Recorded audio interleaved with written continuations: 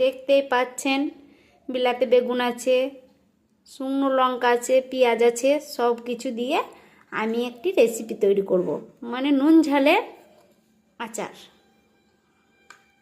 নুন ঝাল, এটা কিন্তু চিনি দেবো না। এই যে দেখতে পাচ্ছেন, আমি এবার গ্যাসের ওভেনটা জ্বালিয়ে দিচ্ছি, খোলাটাও চাপিয়ে দিচ্ছি। এবার আমি তেলটা দিয়ে দিব। এই তেলটা এবার দিয়ে দিচ্ছি, খোলাটা গরম হয়ে গিয়েছে।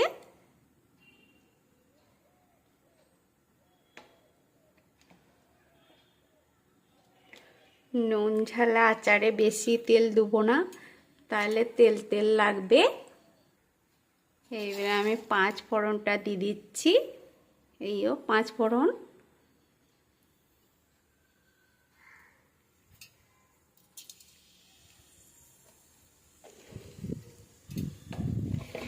একটু নেড়ে নেব। 5 ফোড়নের সেন্টটা উঠবে, তখন আমি এটা দিয়ে দেবো আমড়াটা।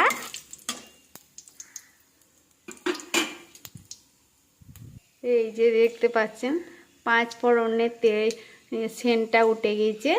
এবারে আমড়াটা দিয়ে দিচ্ছি।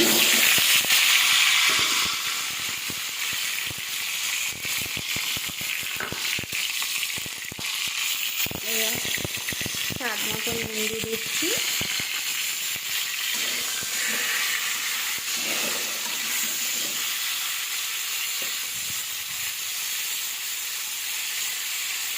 এগুলো একসঙ্গে দিয়ে দিচ্ছি।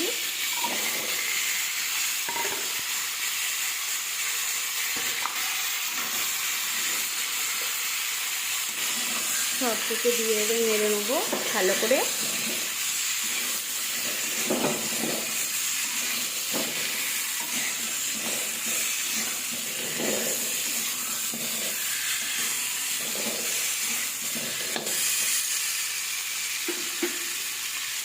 মিক্সিটা একটু এবারে আমি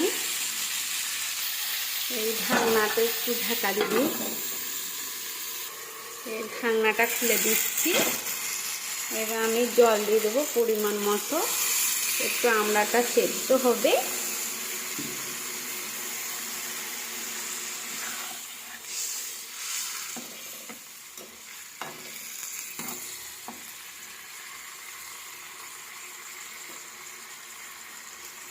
আমড়াটা একটু নাড়াচাড়া করে নিলাম। এবার একটু সেদ্ধ মতো হয়ে যাক, তখন আমি নামিয়ে নেব। আবার ঢাকনাটা ঢাকা দিয়ে দিচ্ছি। এই যে দেখতে পাচ্ছেন আমার আমটা কেমন হয়েছে, মানে নুন ঝাল আচারের টক রেসিপিটা। যদি ভালো লাগে আপনারা কমেন্ট করে জানাবেন। আমি কিন্তু শুকনো লঙ্কা দিয়েছি, গোটা গোটাই আছে।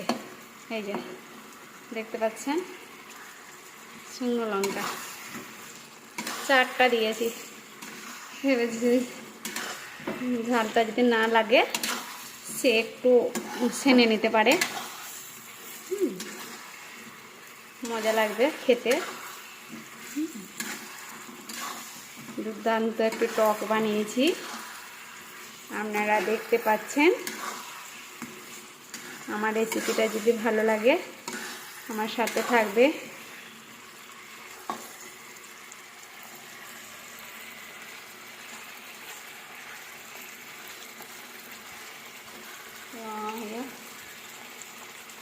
গলিয়ে দিচ্ছি,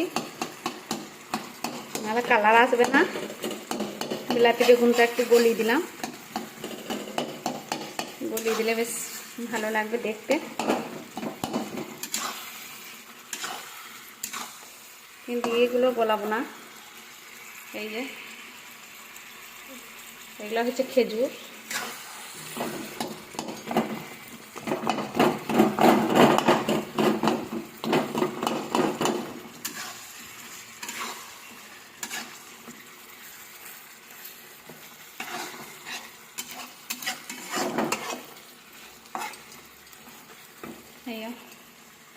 হয়ে গেছে আমার রেসিপি। এবার আমি একটি পাত্রে নিয়ে নেব। এই যে দেখতে পাচ্ছেন আমি একটি পাত্রে নিয়ে নিয়েছি। আমার রেসিপি হয়ে গেছে নুন ঝাল আচারে। আপনাদের যদি ভালো থাকে ভালোবেসে আমার চ্যানেলে থাকবেন, কমেন্ট করবেন, লাইক দিবেন আর সাবস্ক্রাইব করবেন। আমার ধন্যবাদ, আমাকে একটু ভালোবাসা দিবেন।